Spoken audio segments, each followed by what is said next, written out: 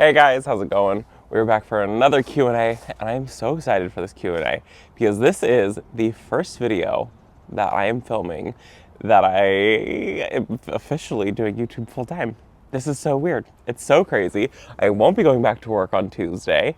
A few of the videos you guys are going to see this week were pre-filmed because we're about to get rain again. It's been like nonstop rain, so I'm having to like really pre-film a whole bunch of videos. And so I think 2 videos, maybe even 3 of them for this week are pre-filmed.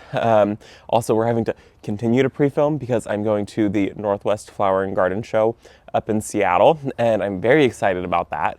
So if you're going to be in the area, definitely come. I will be there. I think it's Wednesday, Thursday, and Friday. I won't be there over the weekend. So I'm just going to be there the 3 days, and I'll be hanging out at Kate's space a lot, and then I'll also just be kind of walking around. So if you see me, make sure you say hi. I'll probably be filming. Stop me if I'm filming, and make sure you say hi to me. And I'm so excited because I'm officially doing YouTube full time. This is the weirdest thing ever. So thank you to all of you guys who have made this possible. It's so unreal and it's so crazy, and we're hoping to start getting out better quality content, and we're hoping to start getting out some longer videos, and we're hoping to start getting out maybe even a 6th video. So we'll do Saturday videos, which there was already one last week. And so if you guys saw that one, it was a very short video, and I think that's what we're gonna do for Saturday videos, is they're just gonna be like 10-minute videos at most, maybe 11 minutes. They're gonna be just very short videos, and we pre-recorded 3 of them. So we've got one for last week, one for this coming week, and one for the following week all set up. And so they're not always gonna be a guarantee, but we are hoping to get out as many as possible on Saturdays. And I'm just excited for this new adventure. So thank you guys for making it possible. This is just so weird. So let's get into this week's Q&A. Last week we did, do I have early access to plants, which was our Q&A. And then we did, it barely fits in the car, plant shopping. We did living privacy wall in progress, easy garden glow up, and then surprise delivery, 1,000 pounds to start the garden. And then we also had done the 10 free garden hacks, but I'm not gonna be pulling questions from these Saturday videos. I will try to respond to comments in that one as much as we possibly can at the time of filming it. It's only been live for 6 hours.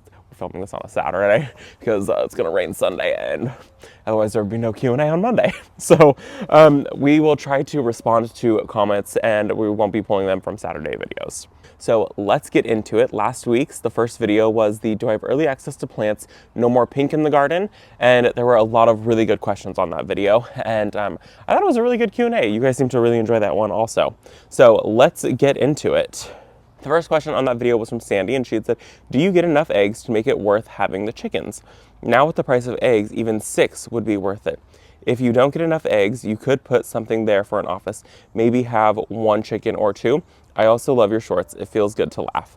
I'm so glad you love the shorts. They're so much fun to make, and I'm hoping to start creating more like educational ones and more funny ones, and have a huge variety of them. And then as far as the chickens go, you know, what's crazy is our chickens don't really lay eggs, like, ever. We have 1 chicken, her name is Mama, and she is probably like 5 years old at this point. We got her when we first moved here, and she's the oldest chicken we have, and she's the sweetest chicken we have, and she's the only chicken who consistently lays eggs, and she's also like the most like broody chicken also, but we can tell it's her eggs because her eggs are the smallest because she's the smallest. I think she's the bantam chicken is what it is, and she's like the sweetest chicken ever. Our other chickens are so mean. They're like aggressive towards us, they're aggressive towards her, and so we've even had to get rid of a few chickens that like, one of them pecked out an eye. We used to have a duck, and it pecked out the eye of a duck, or started to peck out the eye of a duck. It actually still has its eye. Our next door neighbors now have the duck because we're like, this poor duck is getting destroyed by our chickens. And so these chickens are evil. So we're really thinking about getting rid of our chickens. They don't lay eggs for us. They're just costing us feed, and we will just keep just Mama chicken. And then she can just free range in the yard. She's so small, she doesn't do any damage. So we're thinking about getting rid of all of our other chickens and building an office and putting it right there. And then we'll reconfigure the cut flower garden area that we have. So that's definitely something that we're considering. It would also just be really nice to like start having access into our backyard because we can't get tractors or large equipment back here at all. It's kind of a pain. So we're definitely considering getting rid of our chickens because they don't lay eggs and they're really mean. If they were nice chickens, we would definitely keep them. The next question on that video is from It's garden time. They had said, hello, friend. I have a question for you. If you had to describe yourself as a flower, what would it be? I'm a rose. Really thorny rose. That's really funny. You know, what would I say I am? What would you say I am? Be nice. I'm being serious. Don't be a jack.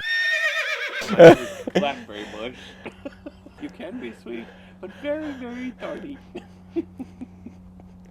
I don't know if you guys heard that. Brent said I would be a blackberry bush because I can be sweet, but also very, very thorny. Can't believe you called me a... Blackberry bush. Yes. Could have been worse. Because I take over. No stopping me. Impossible to manage. I was thinking peony. But I guess not. I thought peony, because I think that they are underappreciated. Wow, that sounds conceited.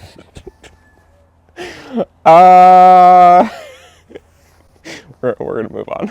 You heard Brett's answer. The next question on that video was from Sean, and they had said, do you have an affiliate link with Bootstrap Farmer? I don't have a affiliate link where I earn commission, but they do sponsor 2 videos a month.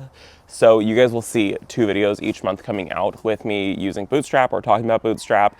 And I don't earn commission, but if you guys do order from Bootstrap and you do click on my link, it helps them realize, like, okay, it is still worth it for them to continue partnering with me and continue to make it so that I can put out these videos because I just quit my job. So if you're gonna order from Bootstrap or EdgeRide or any of these companies that I do talk about, if you do use the link in the descriptions, it really helps me out. Some of them I do earn commission from though, and some of them I don't. Like EdgeRide, I do earn commission. They've sponsored 1 video. You guys will see that coming out. I think, wait, maybe it already came out. They sponsored 1 video. And I think the rest of them I'm just doing because they sent out so much product. The next question on that video is from Anna, and she had said, could you imagine adding a second story to your home, like 360 degrees of window looking into your property, office, mini greenhouse feels perfect for seed starting and creative space for videos. We have actually gone up on our roof many, many times, and we've just kind of sat up there and we're like, wow, this would be so beautiful. The view that we would have from there would be so, so nice. So I mean, who knows what the future holds? We really want to move, but maybe that's not on the cards for us. And so we're going to make this space as beautiful as possible. And if the market goes the way it's continuing to go, where it's absolutely crazy and interest rates are crazy, maybe we'll just add a second story to the house. And maybe this will be our forever home, or maybe this will be our 15-year home. Who knows at this point? The next question on that video is from Dennis, and they had said, Rob, where are you cutting hair? I was cutting hair at a place called Refinery Barbershop right here. Gotta represent since I'm no longer working there. They are in Chico, California. If you're looking for good barbers, give them a call. They are all absolutely amazing. And the guy who actually owns the barbershop was my instructor when I was in school. Actually, I don't know why that reminded me, but I need to talk about this plant right here because every single time that I sit right here, I get questions about it. This is our espalier, and it's our honeysuckle. You can see how much it's grown. This is just basic honeysuckle from, it's the Hall's Japonica, and it's just diamond weaved, and it's about 2 years old at this point. Very beautiful, and I get questions about it every time, so that's why I had to talk about it. The next video that we did was It Barely Fit in the Car, plant shopping at my favorite nurseries, and we went to High Hand Nursery, and we also went to Green Acres. And I love going to those nurseries. They are about 2 hours away from us, so they are not close to us at all. And I think I get that question a lot of like, oh, it's so nice to have all these nurseries near you. You guys, I do a lot of traveling. Like, a lot of these nurseries are not that close. The one in Chico, the Magnolia and the Plant Barn, those are about half-hour away from us. The one up in Redding, which is Wintour Gardens, they're about 45 minutes away from us. Within like a 30-minute thing, we have a couple, but like it's really like the Plant Barn and Magnolia, those are like the closest ones to us. And then we also have the Rock Garden, which that one's like 10 minutes away from us, and that's the only one that's close to us. All the other really cool ones that we go to are usually a couple hours away. The first question on that video was from Linda, and she had said, which Green Acres location were you at? We were at the Roseville location. The next question on that video is from the Allotment Oldies, and they had said, hi Robbie and Brent, I have a question. The Dichondra Silver Falls, does it have one plant in the pot or multiple plants to give it a full looking pot? I love the vlogs, keep them coming. it's kind of weird. They are technically one plant, so they're kind of a trailing plant, and anywhere that the plant touches the ground, it'll put down roots. So they kind of put down runners. So in that, it's, I mean, I guess technically each leaf could be its own plant. So let me show you.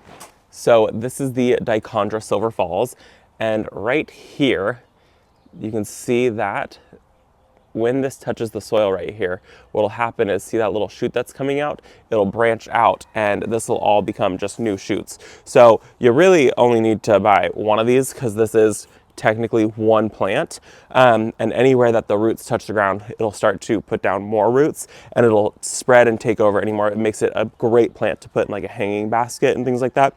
That's kind of why I picked these ones up. I do have a hanging basket that I want to put these in. I saw, I think it was Proven Winners a couple years ago. They did these like jellyfish thing. I think I saw it like 4 or 5 years ago in this hanging basket where they had petunias up top, and then they had the dichondra. And oh my gosh, it was stunning. So I would really like to do that this year. I definitely need to get a bigger container than the one that I have for them though. So a fun story, we had a technical difficulty and the whole middle of this video disappeared. So we're reshooting it. So the camera angle and lighting has changed, and I'm gonna answer some questions and then it's gonna change back. We don't know what happened. So here we go. Let's get back into it. The last question on that video was from Samantha, and she had said, lovely to see more of Brent in your videos. Did you purchase the lilac vine? I live in the UK, so I have to move my beautiful lilac vine inside every autumn. The plus side is that it has been blooming since December. I wish that I could get my hands on one of those serpentine weeping atlas cedars. Great video, Robbie and Brent. Thank you. And I did, there's mosquitoes out too, by the way, so you just saw one fly across the screen, so this is gonna be great. We did get the lilac vine. I think I'm gonna get that planted hopefully before I get up to the Northwest Flower Garden show, but I think you guys will see it after I'm back from the Northwest Flower Garden show. We are pre-filming a ton of videos. That's actually what I've been doing all day. It is now Sunday, and the video goes live in a couple hours, so we're trying to beat the light. I'm not stressed at all. Yeah, I did get that planted, and it is in the garden, and it looks so beautiful. And I think that you guys are going to see it, not this Tuesday, but I think next Tuesday. Like I said, we're pre-filming everything because we have rain on the forecast, and I'm going to be out of town. Otherwise, I would be missing days. So we did get it, and it is such a beautiful vine, and I'm loving it just in its container. And the next video that we did was living privacy wall in progress, planting beautiful evergreens and poppies. And oh man, it looks so good. I was actually admiring it today, and it's already doing its job masking a shed, and it's so nice, and I cannot wait to see it put some growth on and even like block a few more of these like views that we have. And so I'm absolutely loving having that in the ground.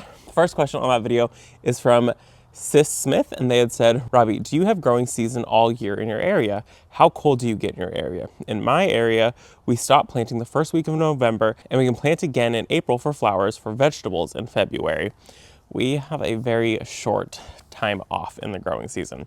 Our first frost is usually the second week to third week of December. So usually like first frost can happen like the 11th through I think the 20th of December. And our last frost is February 11th through February 20th, sometime in that time range. But I do know that we do get freak hailstorms every single year. Usually we get one around my birthday, which so usually like between April 10th through like April 20th, sometime within that range, we usually will get a hailstorm, and it takes out a lot of plants. So I do try to like hold off on getting things planted until as close to April as possible. And then if we hit April, I will make sure to keep a really close eye on the forecast because it happens every single year. And I'll go put frost cloth on anything that needs it. So we get those random freak days, and it's been the last like 5 years of these crazy hailstorms. The next question on that video is Loves of Junebug, and they had said, thank you for your PSA regarding the tree stakes. Question, does this apply to rose tree standards, or is it acceptable to keep them staked? I do keep mine staked. I've got one right now that's not staked. It's the Coco Loco, and I just transplanted it into the ground, and I do need to put a stake on it. Rose trees, you really don't want them to snap. They're not normally meant to be in like a standard form, so giving them that little extra bit of like help is really, really good. But you want to make sure that you're keeping an eye on it and that you're not tying it too tight. Do kind of what I did with the hop seed, where the stake is away a little bit and you're using something very, very soft, like a very soft rope or something like that, to help just give it slight support, not tied directly to it where it can't move. You do want it to be able to put its own roots on, and you do want it to be able to like continue to grow. And if you've got something that's grown if you've got some like string or something like that that's tied really tight around it, your plant is going to grow around it and it's going to kill your plant. So make sure that you do stake your tree roses, but give them a little bit of wiggle room. The next question on that video is from Lion Hawaii, and they had said, Robbie, I have admired the lights on your fence behind you for a while. May I ask where you got it? Thank you. Those were actually a gift from one of my clients. He knew that we were restoring our house, and our house is 100 years old. And so he surprised me with those ones. They are from eBay though. He did get them from eBay. He told me that. And he also gave us the ones that are on the front of our house and also the ones that are on our shed. So check out eBay if you're looking for some really cool lights. They are all vintage. All the ones that he gave us are all about 100 years old, which is about the age of our house. So eBay is a really good resource. The next question on that video is from Jane, and she had said, Robbie, are you planting the bush too close to the fence? I think it might want more room than what you are giving it. The bush is probably planted a little too close, but it's okay. I am thinking that I'm probably going to move it. Actually, after I had finished filming that video, I was like, ooh, that might be a little close. And so I think I'm going to bump it out just a little bit, probably not much, like 6 inches at most. I do want it to touch the fence, but I don't want it to I don't want it to hurt while it's touching the fence. So I want it to have a little bit of room, not much room. I do want it to grow and be right up against the fence and right up against that telephone pole. So I'm going to move it just 6 inches, not much though. The next question on that video is from Jeannie, and she had said, Robbie, are you sure you want those trees and bushes that close to the fence? The roots to that tree could be a problem for your neighbor's shed after it has been there for years. So I'm not too worried about either of those causing issues for the neighbors. The shed that is there is kind of a distance away from the fence, and the tree that I'm planting is not actually a tree. I probably wouldn't plant like a tree that had like extensive root system. Like I wouldn't plant like a willow tree or something like that, or even where our alder tree is, I wouldn't plant anything that has big roots that gets really big right next to like a neighbor's building. But the hop seed is actually more of like a large shrub, so it's not going to get the same roots that a big tree is going to get, so I'm not super worried about that. And the hop seed, I'm keeping that one exactly where it is. I want that one close to the fence because the trunk on it's not going to get bigger than that. The trunk on it's never going to be a massive, it's not going to be a giant tree trunk. It's a shrub is what it is, and we're training it into a tree form. So I'm not worried about it. The trunk of it's never going to hit the fence, and I'm going to be limbing up those branches that will be touching the fence. So eventually the whole canopy of it is above the fence line, but that's probably going to take a while because it's really not going to get a whole lot bigger than the fence is. And the next video that we did was Easy Garden Glow Up, painting lattice and hanging a mirror in the garden. And I am so glad that we got that all done. It was definitely a project that was needed to happen. Like, it needed to happen a while ago. And just one of those things, like, I just didn't want to get out the paint sprayer, which we are to the point now. We've had our paint sprayer for so many years that I need to just buy a new paint sprayer. Our paint sprayer is probably like 7 years old. It's been the best paint sprayer ever, but we do need to order a new one. I was noticing on this last project. The first question on that video is from Beth, and she had said, Robbie, what is the paint color of your fence? And this is our fence right here, and it is the Bear Deck and Fence stain. Brent's saying that he thinks that they changed it to House and Fence stain. It's by Bear. We picked it up at Home Depot, and it is in the color slate. Do not use paint color slate. My friend Janie, she learned that lesson. The color slate, that's paint, is more of a blue color, like a slate color. This is black, and so you get the stain. It's the wood stain that mixes with their Bear Deck, House, Fence, whatever they're calling it now, and you ask for it in the color slate. They've got like a smaller option of colors that you can choose from, and it's more of like it's not fully paint, but it definitely is like a paint mix. It's like paint and stain combo of one. The next question on that video is from Verinda, and she had said, "Hi Robbie, very pretty trellis. Can I ask where you purchased them?" We bought those from Home Depot a couple of years ago, probably 4 or 5 years ago. I grew clematis up them, or not clematis, I grew wisteria up them, and I killed my wisteria twice. It doesn't grow well here. And we bought them, and they've just been sitting bare wood for 5 years now at this point. And I think I paid like 20 bucks for them now, or 20 bucks for them way back when. And I don't even know what they cost now. I'm sure they're at least double because everything is just so expensive. And the next question on that video is from Steve, and he had said, "Hi Robbie, love the color choice of the lattice. I too thought you were going to paint the mirror frame the same color. I think it would look great, that same shade as your lattice. Just curious about the paint behind your fountain. Any plans to repaint to match your fence color?"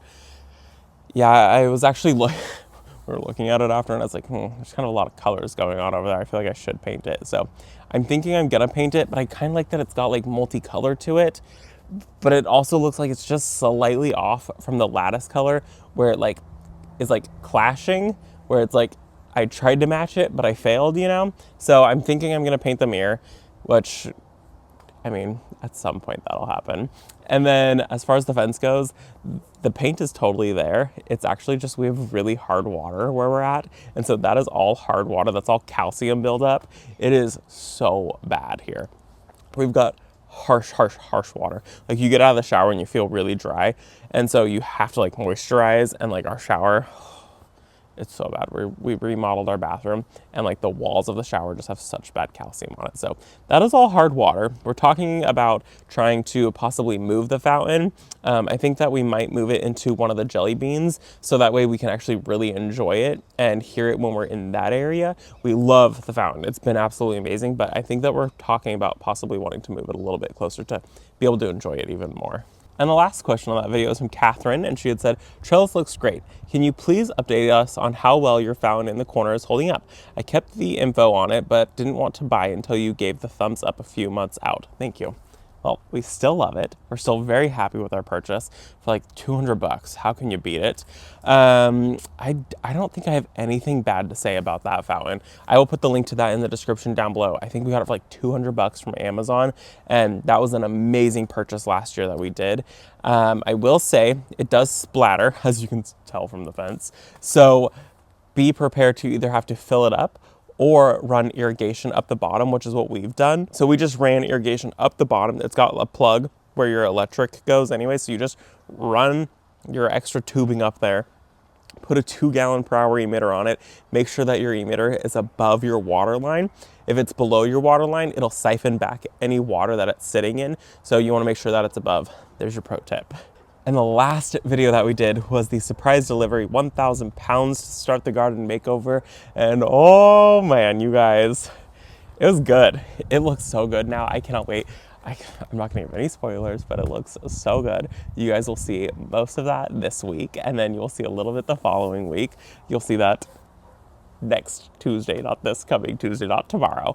The first question on that video is from C.A. Gilks, and he had said, "It looks great, Robbie. Quick question, and perhaps you've discussed this before, but aren't you concerned about the willow's long-term health? By adding soil around the base of the trunk, that could cause some issues. I've always been told not to do that unless because it's a willow, it's different."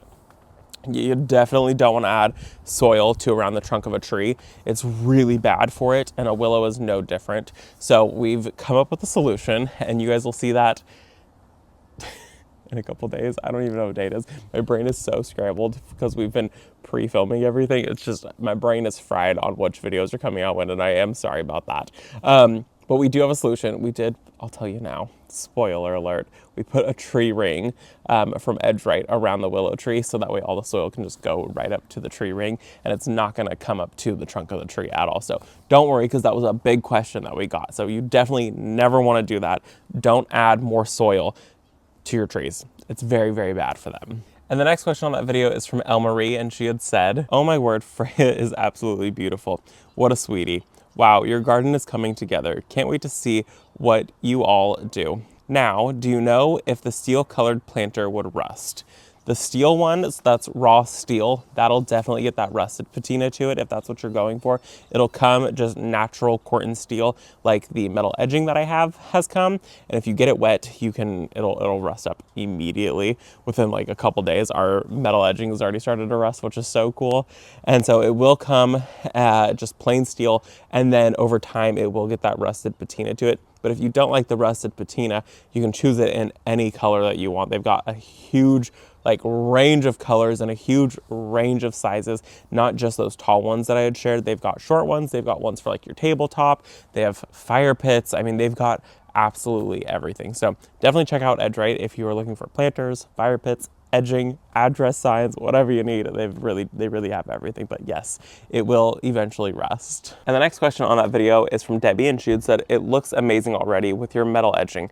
I can envision how beautiful it will be planted. My question is your dogs, LOL. Mine walk all through my garden areas. A lot of my plants no longer come up because of it. Do you perceive any issues with yours?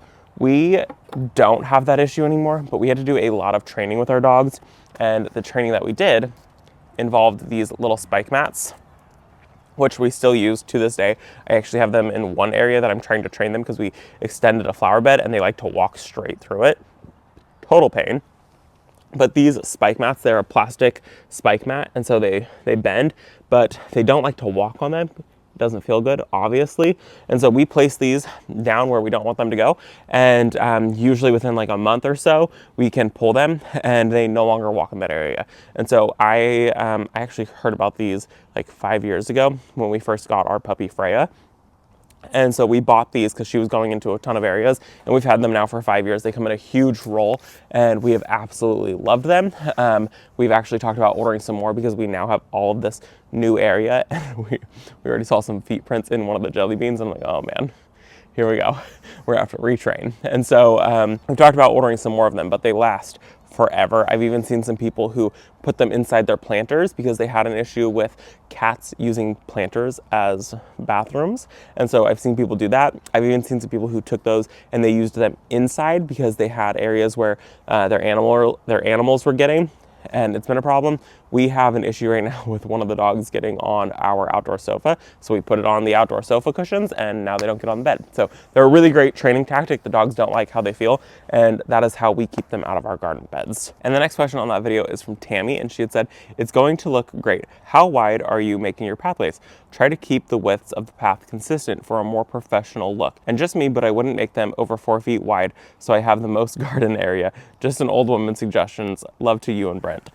Our pathways are like, okay, they're not consistent because I needed certain things to happen. So in some areas they're about 4 feet, in some areas they are about 3 feet wide. So I wanted to make sure that way we could walk kind of side by side in most areas. And there's like one section that it's 3 feet just because otherwise the bed would have been too small and it would have made the seating area that we're doing even smaller. And I need it to be a certain size for like a table. And I want to be able to fit like 6 to 8 people at a table. And I also want to have that fire pit area or fireplace area. And so there's one section that's 3 feet, but most of it is about 4 feet. So that way we've got plenty enough walking space. And I agree, don't go over 4 feet. Over 4 feet's a little bit overkill, unless you've got like a park and you could have very large walkways, which we don't have a park. But I did want them wide. I didn't want to do very narrow walkways. While the very narrow walkways is very cute and very charming, it's not actually practical, especially because our shed is in the very back and we have to bring a lot of tools up and back and forth. And it's just, so 4 feet works for us, and they're roughly 4 feet. And the next question on that video is from Stacy, and she had said, Robbie, I can see your garden vision and it's going to be lovely. My questions, are you still planning to extend the gravel area with metal edging by the steps to your house? I think you did some work in that area last year, but you ran out of material. Also, have you considered painting the sheds at the back of your property a similar color to your fence to make your plants and trees in that area stand out? Great job. I definitely will be looking into those edging products. I told Brent the other day that I was getting the edge to paint and he just laughed. So I don't know if we'll be painting it, but I really do want to paint it. I want to paint it so it's not so like stark white. I don't think he's gonna go for it though. And then as far as extending that one walkway, actually where I'm sitting right now, yes, we are going to be extending it. We did run out of product. And so now that we have product, we will be doing it. We had to get the irrigation in first. That's the other reason that we didn't finish, is because we did have to get the irrigation in. And if we had put the pathway in, then we would have had to dug up the pathway to put the irrigation back in. So we did wait for 2 reasons. We ran out of edging and we had to put the irrigation in. So now that that's all in, we will be finishing this pathway up, and there will be less mud, which will be so nice. And the last question for the week was from Adele, and she says, Robbie, love your channel and this video on the metal edging. Can you please give us an estimate on what the total length of the edging you used and the cost if you had to have purchased the product? I would love to use this edging, but I'm not sure I can afford doing this on my property. Thanks. So we did about 422 feet of metal edging for our entire property. And I don't know the cost of it because I just told them how much metal edging I needed and what we did need. I do know that because we ordered the 14-inch for the 2 jelly beans, it was a way higher cost than if you just ordered the like shorter edging, which we have all 3 sizes on our property now. We have the smallest size, which we used in this area. We have the medium size, which is what we used for most of the other edging. And then now we have the 14-inch, which is their tallest, which we have for the jelly beans. So you can do it at many different costs. We're probably at a couple $1,000s in metal edging if I had to ballpark it. And that's with the connectors, the edging,